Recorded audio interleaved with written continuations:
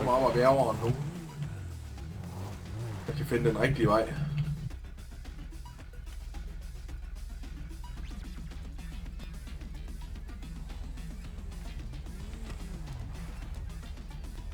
Vi har lys på. Hvor det er, jeg skal ikke køre højt lys, yes. Du blænder mig. Jeg har ikke lys på.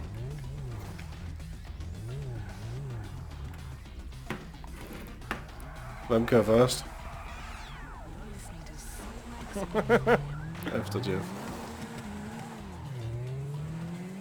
Hvad fanden er det der forkert vej, det her? Ja. Så kører jeg først.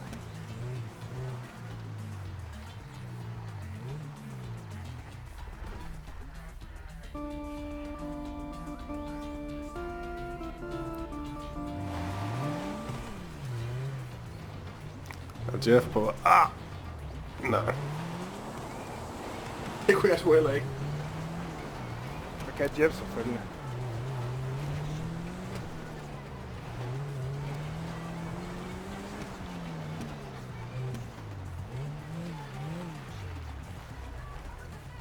Øj, den er sjov at køre her med. Venter lige på Jeff.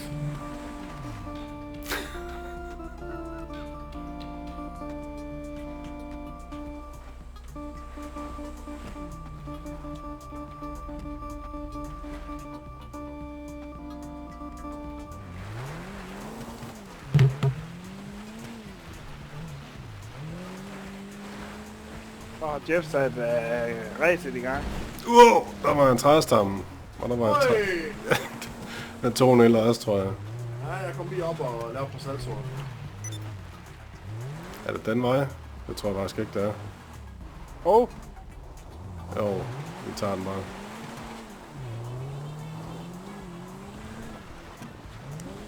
jeg har en god fornemmelse af den her.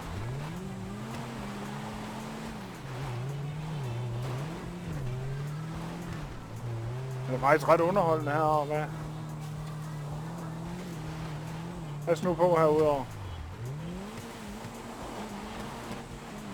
Der kommer, Kommer jeg der op. træls og...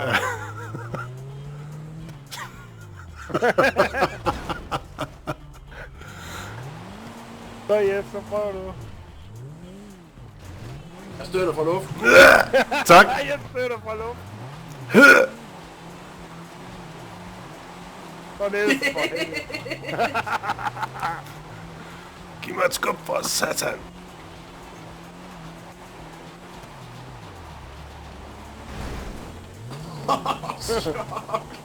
Skide Så har godt. jeg så brug for et skub. Hvad sker der lige med mit masser baglys? Ej, Niels for helvede. Åh nej. Nej, nej, nej, nej, Ej, nej. Niels! Niels! Nej. We've lost Niels. Nej, Det var til det fortsætter blå bare. lys der.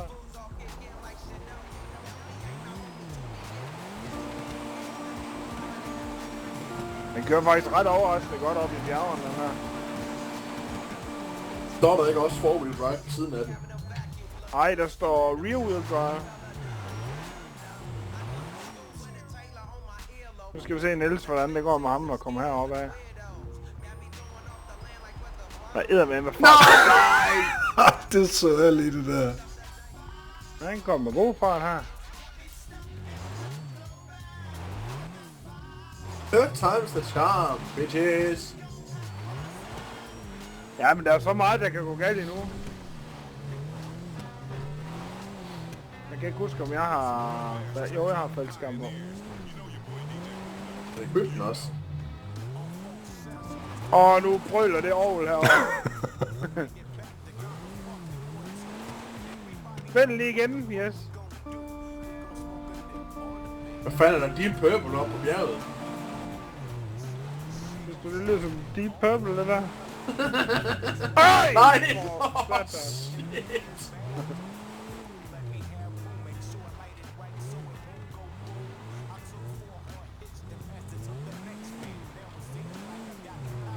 Three tuners on the mountain. Hæftig, altså. Det er vi optrækket. Nej. Jeg kører fototog. Toto. Jeg gør så lidt mere drifting, end I gør, kan jeg se. Det er godt mere ligesom lige på hårdt. Ja, det må man sige, du gør. Så Fuld æde, det er bare den vej, og det er her, drenge. Det er her, drenge, den vej. Fuld overarm. Jeg kan godt fornemme, at jeg snart falder ned her, tror jeg. Jeg har lige fået en social club besked. When Brainiac drove without crashing for 5 minutes in GTA Online. Åh nej, nej, Ja, nej, og så drøner du ned ad bjerget.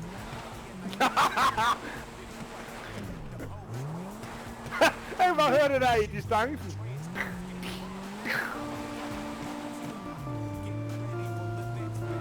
Nu giver jeg kraftedeme op. ej. Jo, for den her bil, den kan jeg ikke mere nu. Fuck. Yes. Så kommer der en foto. Fotomorama. Dog. Nu er den lige på taget. Dunk, siger det.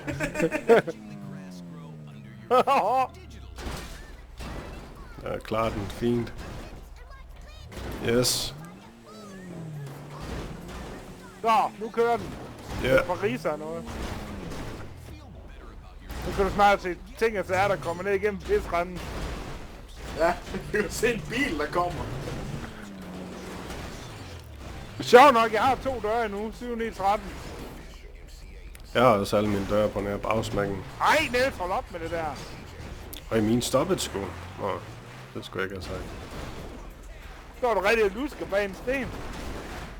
Jeg står jo kopper i tilfælde, at der kommer en bil den her vej. Så prøv lige at se, hvordan... Kommer, yes. Jeg tror aldrig, du har set en bil ridse så meget med 2 døre intakt. Du har aldrig set en bil ridse så meget uden døre. Din er jo ikke ridset. Prøv at se mit tag. Det ligner, der er en kat, der går amok på Det er taget. også på mit. Jeg kommer hjem. Opstafan. Det er bare patina på taget. Det er fuldhammer det her.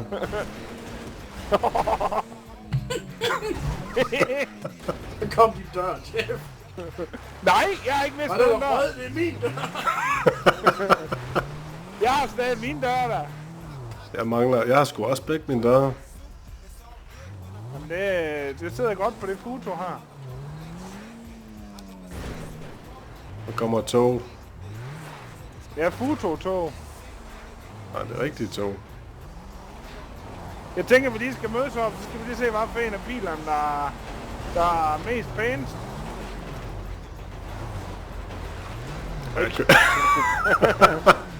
Der kunne du have vundet der, hvis du ikke lige havde gjort ind i den. Din front var faktisk... Jo, din front var pænere end min. Ja, hvad med taget? Det er jo mega ridset på min. Ej, på din? Det er det sgu da ikke. Nå, men så kan man ikke se ridser på jeres andres, fordi din er slet ikke ridset, yes. Nå, mit tag det er sådan... Men det skal ikke komme op. Og ja, min forlygter virker ikke. Ja, jeg skal lege kispus med det tog. Nu gjorde du min bil af skinnerne. Jeg skal lande på det tog her.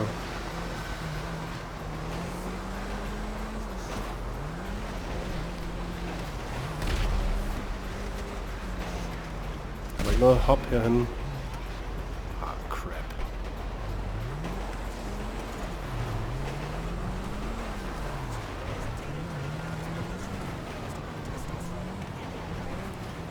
For overhælde, yes, så skal du hoppe op her. Nå, men jeg vil sgu lande på det med bilen.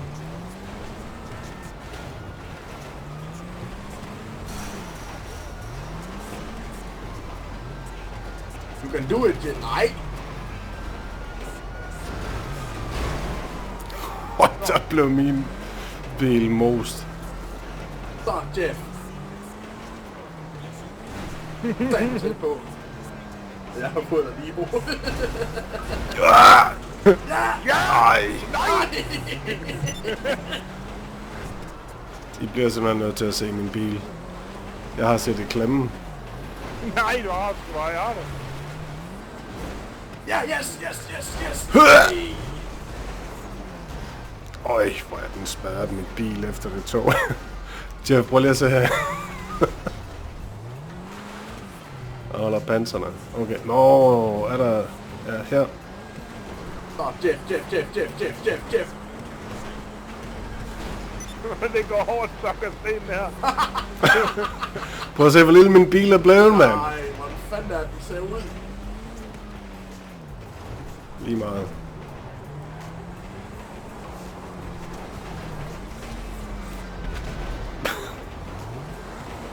Oj, shit!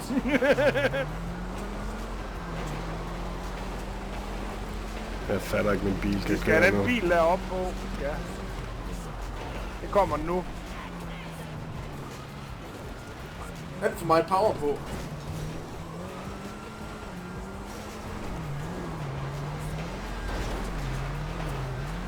Fuck.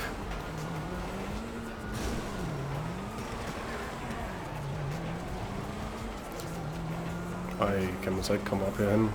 Det er ikke fedt på den måde, at du bare ser sådan nogle biler køre rundt alle mulige Det steder for at komme op på det tog. sindssygt. Jeg har set nogen til det spil her.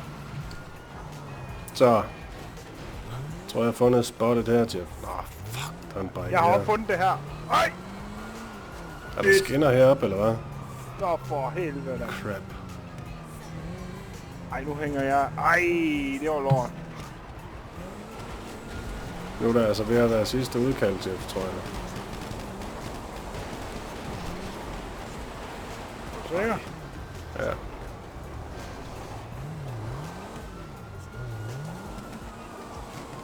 Jeg har været nødt til at skifte bil. Jeg har fået den mindste bil ever.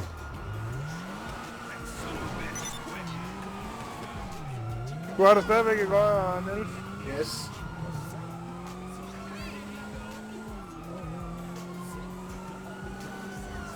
Der er nogle ret gode steder her lige nu, men Jamen, vi er låst helt af her. jeg er på den anden side af bjerget. Nej. Her, Jeff. Der kommer nu. Øj.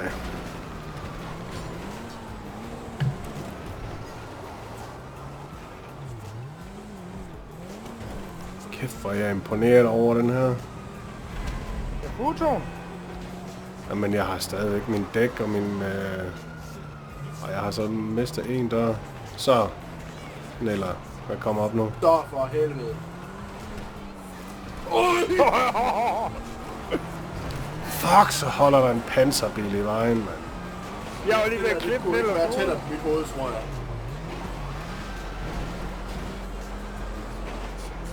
Ej, der var et sted lige der.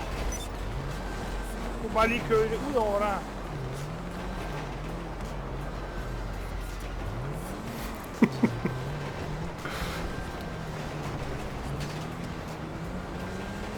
Ej, det skal du ikke gøre det. Prøv at se på min bil, mand. Jeg har været klemt så mange gange. Men min er jo helt bananskæv Må jeg ikke få en nu. helikopter herude nu? Åh, Jeg der er døde. politi herhenne. Du vidste, de er vist smult, for jeg er døde. Så. Ej, der er nogen på højre side.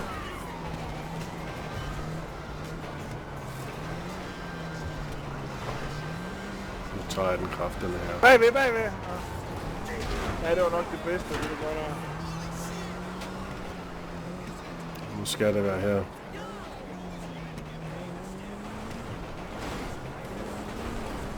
Ej, så mister jeg. Helvede til den her. Det er den mest holdbare bil, jeg nogensinde har set i et spil, var. Ej, sådan. Jeg lavede lidt en boardslide. Totalt. Nu er der ikke flere hop her, eller hvad? Jeg skal have en ny bil, det her, det går ikke længere. Og Ej, du er her. stadigvæk på toget, Niels. Ej, jeg er noget død. Ej, nu kan vi faktisk køre lige over på det. Må du komme ind til det, eller hvad, Niels? Ej! Nå, crap.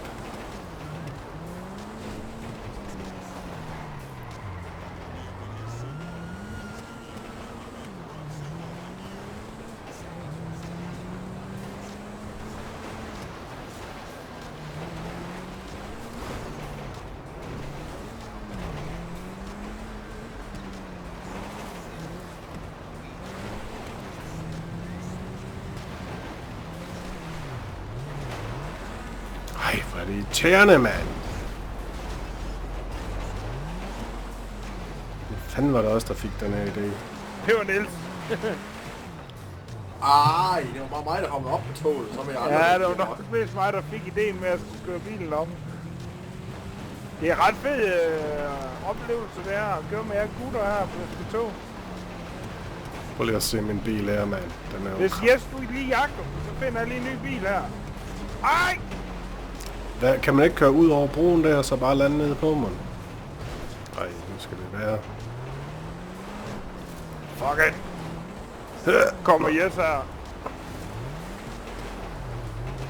Det er bare det eneste, der stadigvæk har mit futtog.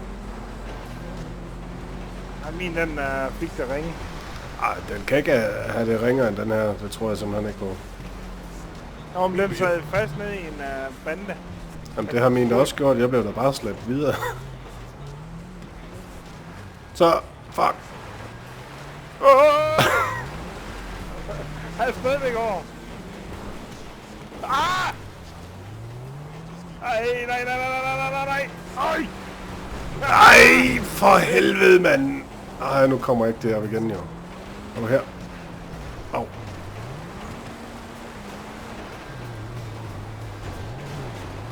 Jamen, den her kajen her, den er ikke værd at køre heroppe i. Ej, jeg kommer ikke videre herfra. Jo. Kom så. Lille futtog. Ja, det er godt. Har du fundet et godt spot nede? Tror jeg.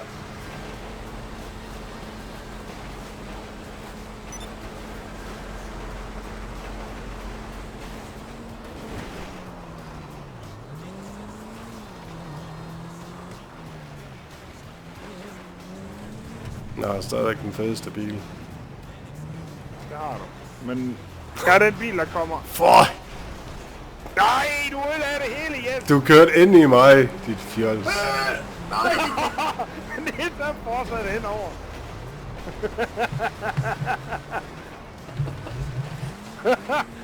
Jamen, jeg havde fandme prøvet, så jeg kunne regne ud, hvor meget power den skulle have. Ja, nu gør jeg det.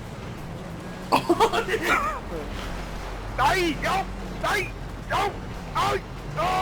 Den bliver slagtet, din bil, hvis du er inde i den. Er der ikke en sten der? Jo. Nej! Jeg er sikker på, at det her det er det mest udfordrende. Så. Jeg tror også, vi finder ikke noget, der er vildere. Jamen, Jes, for helvede.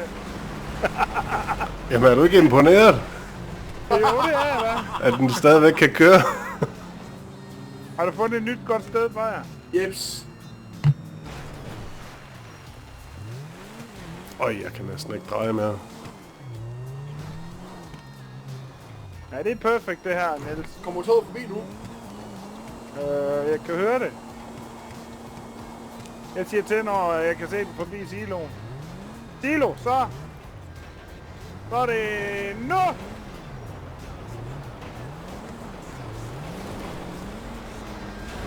Yes!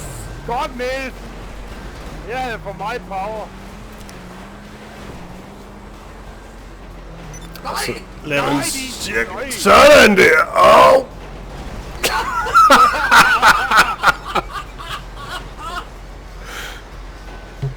Kan jeg vente den også? Yes! Jeg tror, jeg den har flest forsøg på det tog, der jeg er ikke kommet op endnu. Så. Hvordan, Jeff? Han Og får den der. højre. Nu bliver det vildt. Og så hopper den, og så bouncer den, Nej. og så... Jo! Så er der en container på.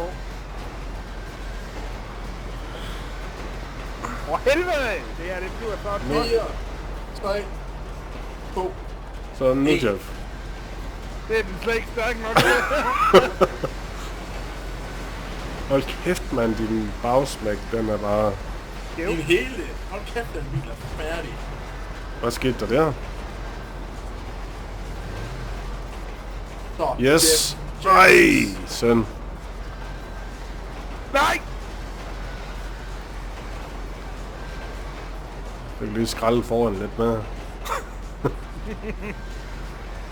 Kommer der en bro her.